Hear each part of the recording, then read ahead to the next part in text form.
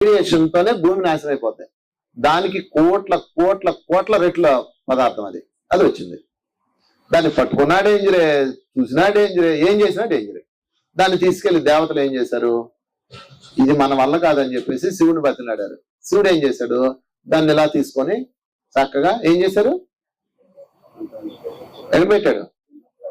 ఏం మెంగళ గొంతులో పెట్టాడు. ఆది యోగి అంటారు ఈశ్వరుణ్ణి, గట్టిగా చెప్పలు కొట్టుకున్న ఈశ్వరుడికి. ఈ భూమి మీద మొట్టమొదట యోగ సాధనలో చేసిన మొట్టమొదటి గ్రాండ్ మాస్టర్ ఆయన దానిని కంఠంలో నిలిపాడు. ఆయనకు ఆ టెక్నిక్ వచ్చు అంతే. దాన్ని కంఠంలో పెట్టాడు అనమాట.